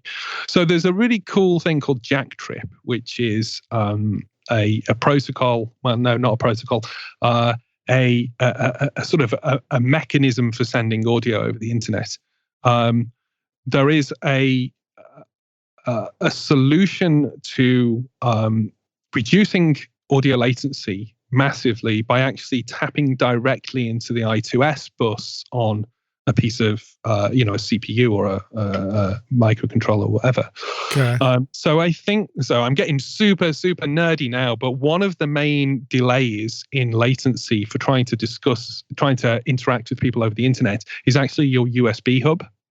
And whether that's the hub inside your computer or, a hub going into your computer, there are delays in that. USB is always typically kind of bad, right? Yeah, definitely. But that's the system that most people are using in terms of, maybe it's changing now because of USB 3, but most sort of economy users, most musicians are not going to shell out on a Thunderbolt interface, or they're not going to shell out on on something with super high speed. So, plus, I got to point out, if you want to do that, the whole point of online jamming means there's somebody else on the other end that's willing to shell out and do it too. Exactly. Otherwise, you don't have anybody to jam with. So there's a guy in, I think, a UK-based dad of someone in a choir who had developed this Raspberry Pi setup. So many of your listeners will know what a Raspberry Pi is. It's a small one-board computer. And they start at $5 and go right up to. Now, is that you early on when you were talking about developing the Ruco Pro? You mentioned Arduino. Is that also a similar little mini computer? Yeah, they're a bit dumber, Arduinos. But yeah, I mean, they kind of, this whole revolution of affordable microcontrollers and computers has changed things so much, because you think about, like, when I started making records on computers in 2000 and I don't know, before 2003, I guess, I was recording digitally, and those computers were probably less powerful than a simple $5 computer now. Yeah, things have changed so massively. So if I was making records then in that way, then what is to stop some kid in the bedroom, actually doing something really useful on a $5, $15, $20 Raspberry Pi? And I think that is really inspiring, because it means that much as I love rooms full of gear and expensive studios, and I'm so privileged because I get to work in some of the massive studios and stuff, then you'll hear something a kid's made on the Chromebook or something. Yeah. And you'll go, oh no, yeah, I think I need to give up. Yeah, exactly. And that it should be like that. Yeah. It absolutely should be like that. It should be, my assistants should be making me feel insecure about what I do, because that's how, that's the nature of being the old guy, isn't it? No, 100%. That's the way I feel about it too. I would far prefer that the rock stars listening to this episode are making better records than I'm ever going to make. Yeah. Particularly my interns in the studio. I always want them to go on to do great things. Yeah. I mean, any of the listeners can go out and like, if you've got, I don't know, $50 spare, you can go and find an old computer on Facebook Marketplace or something like that. You could do so much with a 5-year-old computer, or something that someone's chucking out in free software. So that's the thing I'd like to see. I really like the idea that this sort of a democratization of the means of production. Well, you mentioned the Raspberry Pi, and I'm looking at the Jack Trip website right now. Yeah, and I see a lot of pictures of happy people somehow playing music and little video. The grids. reality might be different. But, that's been my experience all the way up to now. It's like this problem that keeps trying to get solved, and I never quite see it get solved. But maybe we are getting closer. Well, I mean, what's that? Audio movers. I've been using audio movers. Yeah, it's great. On and off. I'm really interested in the Cubase solution, where there's an application that the musician downloads. That seems to be a very clever approach. I did it. Chris Salim from Mixdown Online did a video with me where he had me download the Cubase. I forgot the name of it, but it's just the module for the remote recorder. Yeah, and then he was running the session and I was doing a bass overdub. But we weren't jamming together. It was more of an overdub situation. Yeah. But it was very cool, and it was cool to see it working well. OWC now brings you the Mini Stack STX, the world's first Thunderbolt 4 certified storage and hub expander, perfectly sized to stack with the Mac Mini, and the ideal storage and connectivity companion for Thunderbolt or USB-equipped computers and devices. With a SATA HDD SSD bay and NVMe M.2 PCIe SSD slot, you can expand your Mini's storage capacity to gigantic proportions. 3 Thunderbolt USB-C ports, enable you to connect to millions of Thunderbolt, USB, and future USB 4 drives, displays, AV mixers, cameras, and tablets, as well as desktop accessories like a keyboard, card reader, or mouse. I'm using the Mini Stack STX paired with my Mac Mini M1 to house my dedicated audio SSD and sample libraries at my studio, and it works great. Find the new Mini Stack STX and all your storage needs at macsales.com/rockstars.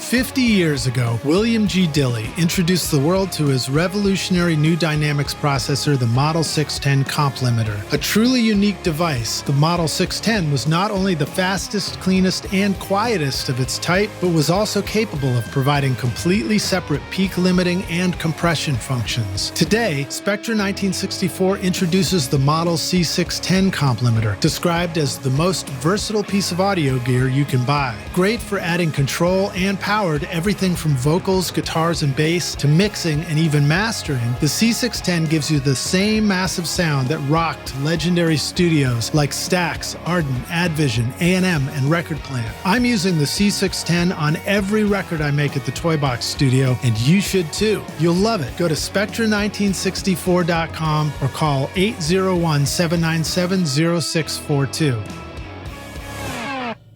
But I guess a question for me about the jamming thing is it just as simple as this? Like, if you and I were in a space together, in a room together, there is some latency from the sound traveling across the room to my ear. So it's like, if we can get the internet latency within that range, then won't it feel just like an overdub in the studio with headphones? That is exactly the point. Yeah, you've nailed it there. And there are solutions that are doing 4 or 5 milliseconds, but you have to be in the same geographic area. So that kind of works in lockdown, but maybe not so much if you want to jam with a flautist in Timbuktu. Or, well, so what do you have any knowledge of what this sort of sweet spot is for latency? Is it, under 4 milliseconds? Is it 3? I mean, that could feel like a lot in some situations too, but. Well, we can work this out because we can think, okay, so sound roughly travels 1 foot per millisecond, so 330 meters per second. So that's, roughly 990 feet, which is close enough to 1 millisecond per foot. So that's how I always think about it when I'm measuring things in the studio. It's going to take 1 millisecond for that sound to travel a foot. So if you're 6 foot away from someone, or 12 foot away from, 20 foot away from them, that's the latency. Now, I'm not sure how that then relates to the sound going the other way. I guess it wouldn't make any difference. So I guess that would be, that would be the future. I think in the next 3 to 4 years, we're going to see huge changes. Yeah. Like, I mean, I've got a record out, assuming our COVID situation doesn't change, but I've got a record out in France in January. And I think the pianist will be coming from Australia. And I'll be traveling out to Avignon. And you know what? There's something wonderful about hanging and spending a couple of weeks with a band or an artist. That's why and we going do out this. drinking with them. But occasionally, like if it's smaller things, the internet thing is a good solution. So I work with a guy in Australia, and we've got plans to actually go and do an album when things calm down a little bit. But up until that point, over the course of the last year or two, we've had to do internet connected work, and it's fine. It's fine because like with recording, it's a very different experience. You don't need that immediacy. You don't need the latency thing is not such an issue. You mean if you're doing overdubs or something? If you're trading back and forth. Although working with an artist and then having to have them run a workstation at their end is not ideal, and that's why I think that Cubase thing is such a good way, because it takes all of that because ultimately as a producer or an engineer, your role is to make the recording process as invisible as possible to the artist. Yeah. So I never want them waiting around. Yeah. And if we have to mic a drum kit, so I was doing a session the other day with an engineer, the drums needed a little bit of work. So I take the rest of the band out and I say, okay, we'll leave the drummer there to discuss that. But the rest of the band, we need to distract doing something. So we're doing a bit more pre-production and talking about, sounds for the guitars and, shall we change this pre-chorus to make that tempo a little bit fast? All this kind of stuff. And I think your role as a producer is to make the time in the studio of those artists never feel like a chore, never feel like a stress, and the recording just happens seamlessly. That's the idea. With remote recording, where they have to have a workstation turned on, and you go, oh, can you open the routing window? And then, can you just what interface are you plugged into? Oh, have you got the latest driver for that's like, it's just horrible. Do that the day before and then hope it still works the next day. Which it doesn't. Yeah, but so it makes me sort of Russ? It makes me kind of picture when you're talking about it, it's like the internet engineer, where you've got the engineer has the DAW and everybody else who's playing, the drummer, the bass player, the vocalist, the guitars, are all just able to sort of play without thinking. That could be pretty cool, be like the studio. Hey, I also wanted to mention something else, which was when we were talking about, thank you for breaking down that calculation, that reminder that sound essentially travels a foot a millisecond.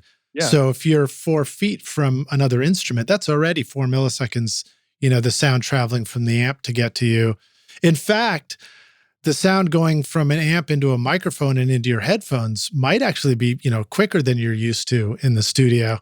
But a reminder, I just wanted to add this one reminder, which is just reminding us that we also, are grappling with that visual information. So like if we're standing next to somebody and we see them in the live room floor, we're responding to that.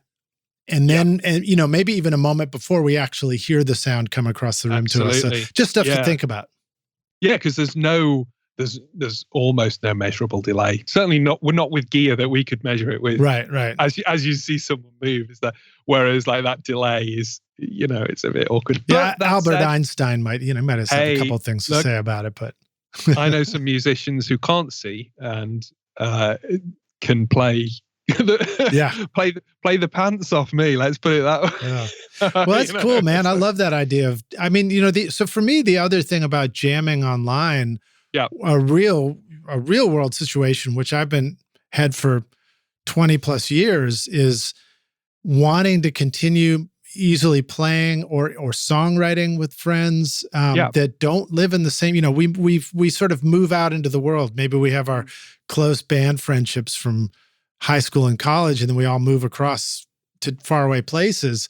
It's great to get together for a week or two, like you mentioned, but it's just not always feasible. I mean, I'm lucky if I can schedule 2 weekends a year to get together with my friends. That's like a big win for me.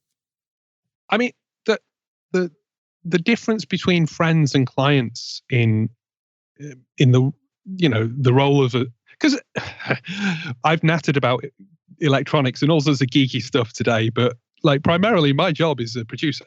Right. And a lot of the time I'm not thinking about nerdy stuff. I'm actually, thinking about music and inspiring people and making them comfortable and making records and going to studios and all that kind of stuff.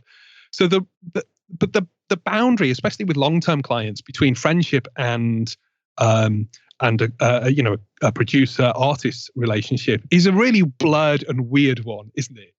And you can go out drinking with your clients, and to some extent you have to, and you have to share a flat with them when you're making a record somewhere, an apartment or whatever. And it's a really interesting kind of dynamic to be that sort of that fifth or sixth member of the band who comes in for a couple of weeks a year and kind of invades that space. And I think that's one of the skills of a good producer, is to kind of you know, infiltrate, for want of a better word, the group quickly and efficiently, and become part of the team, and almost the rudder that guides them through the long night of not really knowing what they're doing in the studio. So yeah, I mean, I don't know how that translates exactly to an online relationship, but look, like, I've been working with there's a guy who I've been working with for maybe nearly 10 years, and we've done music projects together. He's a composer. We've never spoken in real life. Never spoken in real time, I should say. It's always messages and voice messages. And I don't necessarily feel that friendship is any less valid than any other one. Do you like to use a robot voice disguiser? Yes. Russell, this is Lidge. But it's really weird because, like, we just chat and we do the work and stuff and we message and like, it's a totally different kind of relationship to that which would have existed maybe in the 90s or whatever. This mix crazy. Sounds like shit. Send another one. No one ever says that to me. You should know that. They're always like, "Oh, this mix is amazing, Russ." Wait, you don't get messages like that too? Oh yeah. Do you know what? Like, I think so. I do coaching. Over the lockdown, I decided to kind of try and extend some of my knowledge and take on a few students who I think have got real potential. So if you go onto the recordingstudiomasterclass.co.uk, which is not just for people in the UK, I do a remote coaching, and we have a lecture, a sort of a 1 hour lecture on a Monday, and then each of the students has a one-to-one with me, a video chat. Oh, that's great. We have a fun day out once a month for those who are local enough to do that, where we go and visit studios, and we have guests. So we have like John Cornfield, who produced Muse, and our good friend Ian Shepherd, and all that kind of stuff. That's great, man. Session musicians, and we're making a record together, and all that kind of thing. Tell the rock stars where to go find that again. Oh, that's on recordingstudiomasterclass.co.uk. Okay, great. But one of the things I say to my students there is like, okay, you know what? Don't be disheartened when you get the list of tweaks, because that list of tweaks, that list of desires, the client has, they'll never say, hey, this mix is fantastic. They'll just go, I can't hear this, or I can't hear that. Because for one, they expect to be able to hear every instrument an equal volume that's in something. Two, they just want to contribute. I get this with like musical directors or whatever. If you're doing music for sync, and someone, they just want to have an input. And if all they can think of is to say, can you change the reverb type on here? I want a bit of a warmer reverb, or whatever horrible word they're using. People just want to be involved. So like, don't feel too bad if someone sends you hey, what's wrong with this mix? I think, hey, what's wrong with this mix is tough. But in my experience, the mix feedback is part of the easiest part of the mix process, because they're usually like, can you bring this thing up here, bring that thing down there? Yeah. And then it's like, it's right. great. Well, I mean, I don't know if it's right or not, but I enjoy when I go in to do those adjustments, and I can just, mechanically just go in, the volume's down. I'm just making the move, and I'm not having to like go through that artistic self-doubt, Okay, so here's a tip as well that I give people. If you are going to do that, right, and if they are right in their, I want this guitar up, and it's always, can you turn this instrument up? It's never, hey, that's getting in the way of this. Right. They always want it turning up, and it's always their own instrument. But I move in, if I'm doing tweaks like that, I move in 3 dB, nice steps. And then that you've exactly bumped it up by X amount.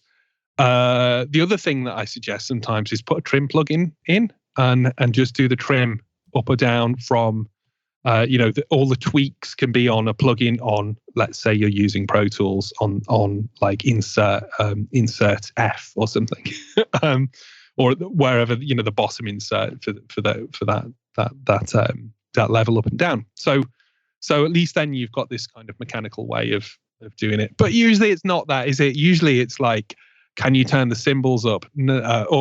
Let's say, can you turn the vocal up? And actually what's happening is the cymbals are spilling over and spectrally masking the vocal. So, those dastardly cymbals. Yeah. Hey, have you ever used the low noise cymbals? No. What are the low noise I'm seriously thinking. Well, I had a little look at them. I was seriously thinking of getting some. I used them a little while back, and then I've just been sort of like checking them out recently. They're like cymbals, but they're full of holes. Because my number one problem with drummers is they hit the cymbals the same hardness as they hit. I see. They're almost like velocity. Rehearsal. They're like for practicing. Yeah, they're rehearsals. But there's some that sound really good. So there's a tip. Anyone who has any should let Lidge know if they're any good or not. All right, good deal. Yeah, I see them. They look like cymbals. So like, here's this. Yeah. I pulled up one called Wuhan Aura cymbal set, which are pretty cheap. That's probably why they're from Wuhan. I was just going to say one of the many things from Wuhan. So let's just hope they're not called the Corona series. God, good Lord. But they have holes. They look like a cymbal, but there's all these holes punched in them. So I guess they're quieter. That's cool, man. Yeah. Just ways of making people play more like the record. This episode is sponsored by Recording Studio Rockstars Academy. Are you ready to take your recording, mixing, and mastering to the next level and make your best record ever? Then visit the Academy to find the course that's right for you. Want to record killer drums in your studio? Then check out Rockstars of Drums to learn how to record, edit, and mix pro-sounding drums with a professional Nashville session drummer in a Grammy-winning studio. Or if you're ready to start mastering your own records at home, then check out Rockstars of Mastering, where I walk you through exactly how I mastered my own record, Skadoosh, the soundtrack to this podcast, in fact, using nothing but plugins in PreSonus Studio One. These techniques would work for you no matter what DAW you're using right now. And if mixing is your focus, then check out my free course, Mix Master Bundle, where I show you how to mix using stock and free plugins in Pro Tools. Plus, you get a look at how I recorded everything in my studio and multi-track downloads to practice your mixing and even include in your mix portfolio if you want. Are you ready to make your best record ever? Then go to mixmasterbundle.com to get started now, or look for the clickable link in the show notes of this episode. Remember I mentioned the mixing with the meters thing. One of the things that was cool about that was, this idea of like, having your kick and your snare go all the way up to like maybe a -5 meter reading, but then the cymbals are down at like -20 or even -30 or something like that. Oh yeah. And I ended up with this mix where I was like, oh wow, the cymbals weren't bothering me. So it's just it was great. It's just a reminder of like cymbals are hard, man. Yeah. And I think a lot of times I just turn them up too much. I think with overheads, there's two ways of approaching this, isn't there? And I work for recordproduction.com and write for Resolution magazine as well. So, folks might know me from there. We did a really good feature on, we had a little Sky TV series actually last year. Right. And this was on the show. Drum recording with 3 microphones, and we talked about this technique when I was last on, but doing a recorderman type technique. So there's 2 ways of thinking of overheads, I think. Do you want to capture the whole sound of the kit, or do you just want to capture the cymbals? And I'll tell you something, like just capturing the cymbals, you can go really severe with that high pass filter, and make it a lot less intrusive. But yeah, I mean, I always have my overheads way down on the fader. Yeah, I mean, that's just one of the things, isn't it? Maybe we put too many microphones on stuff. We can maybe we'll circle back for another episode and we'll just geek out on drums for the entire time. But there's so many fun ways to approach it, and like I say over and over again, I just love sort of reinventing how I approach making records. It just keeps it fun all the time. You know what you need? You need someone to interview you about the ins and outs of what does Lidge do? Yeah, Lidge listens to his guests on the show and goes and tries it out in the studio and then goes, oh man, I need to rethink everything. And that's what I encourage you to do, rock stars. Just have fun. Grab a takeaway from each episode and go try it out. So I do one new thing in every recording session. Every single recording session that I do, every project, I do one new technique.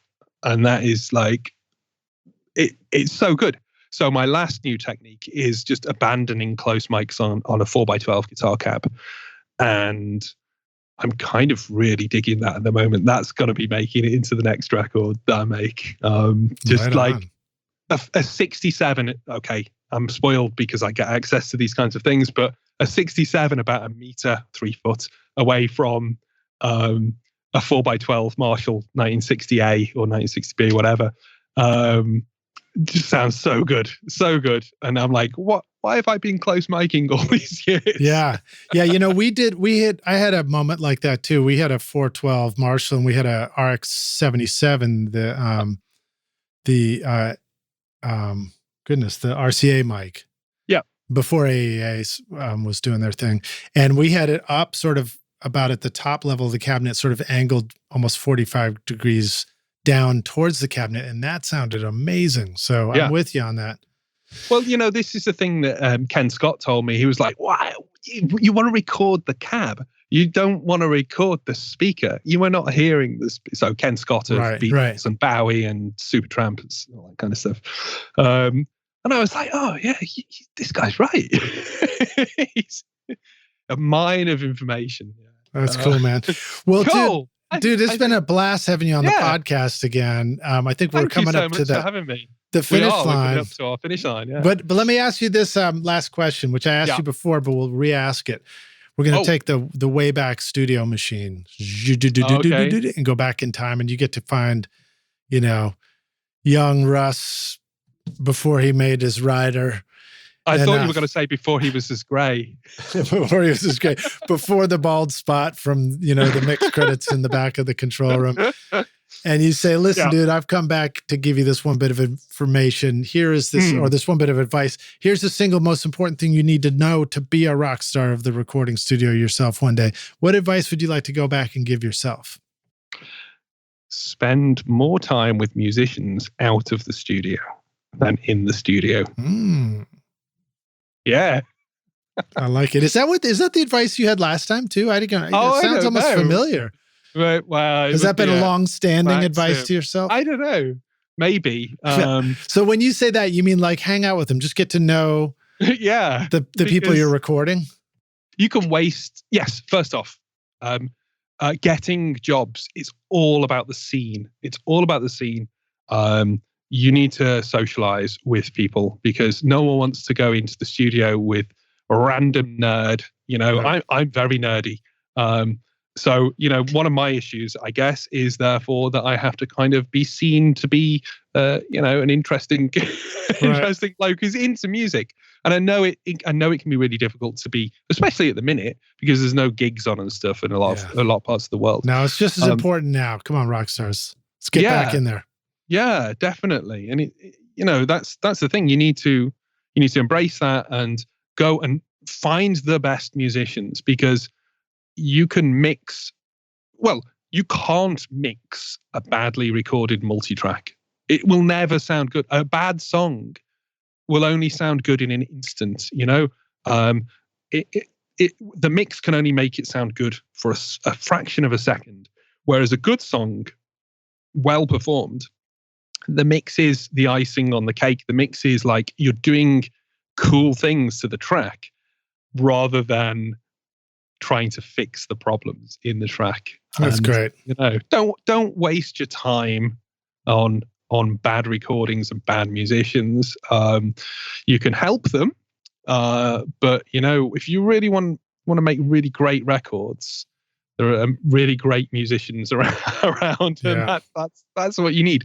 Good music and good musicians. Yeah, I think that's great. And I think our takeaway from that too is reminding ourselves that each of us has a different version of what makes a great musician and what makes a great song. Definitely. And so I encourage you, rock stars, to trust your own vision on that and don't waste too much time trying to adjust your perspective to match what you think everybody else is into.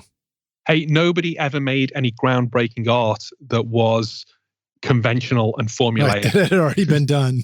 Yeah, exactly. Like you can make... It's not groundbreaking at that point. Yeah, I can go out and make a pop record that sounds exactly like another pop record, but you know what use is that?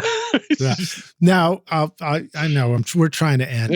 Thank you, Rockstars. Thank you, Russell, for listening, for letting me continue to drag us along here. But in response to what you just said about making something that has been done, that is actually a great exercise for us as part of our process of studying how to do things. So in that context, it's great to go do something that's already been done, and I encourage it. So record a cover, definitely record a cover. Yeah. And like copy the way it sounds. Oh yeah, absolutely. Awesome. All right. Well, so now we've contradicted ourselves. Now that we've fully contradicted ourselves, we can end it. Russell, thank you so much for hanging with us on the podcast, man. Where would you like the rock stars to go? Say hi to you, follow you. I mean, I know you got 50 million things on there. Dude, you've even got a GitHub link. I saw that. Yeah, that you was can in see your, my GitHub. That's great. Really nerdy. I just know that that's a place where like super smart programmer people go. I don't know what you do there. Yeah, pretty much. Join me on GitHub. No, look, my name is so unique. You can pretty much search it on any of the platforms. There will be links in the show notes, I think. There will. But you find me on Facebook or find me on YouTube, and they can look at record production on YouTube. They can look at I'm on some of the Harrison Consoles videos as well, so people can come and give me abuse there or whatever. Check out Ruco Pro Audio, which is the hardware that we make. And if you're really interested in doing some courses or furthering your skill set, you can get yourselves down to recordingstudiomasterclass.co.uk, and it's not just for people in the UK. So get yourselves over there and check out our analog mixing basics course, which is a really great way to start kind of implementing some of your old gear in a more modern workflow. Awesome, dude. And I'm going to spell it out for you, Rockstars, too. Ruco Pro. So RUCO Pro. And is it .audio after that, or is it just Ruco? Ruco Pro Audio. Is it .com? It's all right. If you just remember how to spell it, you'll find it, no problem. So Ruco. Yeah, I mean, look, there is another Russell Cottier in the world, but nah, he's not on this podcast. He's not. No, just search my name. All right, dude. Thanks for hanging with us, man. Great to see you again. Great to chat with you. I'll see you soon. And we'll see you around the clubs. Cheerio from the UK. All right, cheers. Thanks so much for listening to Recording Studio Rockstars. If you enjoyed the show and want to help make it better, then please share this episode with your friends on social media and leave a rating and review on iTunes to help the podcast reach more rock stars like yourself. You can click directly over to iTunes or go to rsrockstars.com/review for an easy explanation. And remember to hit the subscribe button to keep up with weekly episodes. And if you're ready to make your best record ever now, then head over to Recording Studio Rockstars Academy, where you can start with my free course at mixmasterbundle.com. And if you want more free content from Recording Studio Rockstars, all you have to do is go to rsrockstars.com/email. Again, that's rsrockstars.com/email to enter your name and email, and I'll keep you in the loop with articles, videos, podcast updates, and even free gear giveaways for your studio. Just look for the link in the show notes below. Thanks so much for listening, and thanks for being a rock star. I'm Lid Shaw, and this is Recording Studio Rockstars. Now, go make great music. Recording Studio Rockstars would like to give a big thank you to our amazing sponsors who helped make this episode possible. API, OWC, Spectra 1964, Sampley, SonarWorks, and Isotope. Remember to use the coupon codes ROCK10 at isotope.com/rockstars for 10% off any plugin purchase, or start your extended 30-day free trial subscription to get access to lots of their plugins. And sign up for your free account with 2 projects credits now at samply.app or use the coupon code RSR20 to get 20% off the first 3 months. And don't forget to use the coupon code ROCKSTAR for 10% off any course at Recording Studio Rockstars Academy for a limited time. You'll find links to all these wonderful sponsors in the description of the podcast. These are all things I highly recommend for your studio. They're going to help you make your best record ever. I would also like to give a big thank you to our fantastic team here at Recording Studio Rockstars, Vlad Weselchenko, Braden Stremming, and John Richardson for additional podcast and video production. Thanks, guys. And thanks so much for listening, Rockstars. We'll see you in the next episode. Cheers.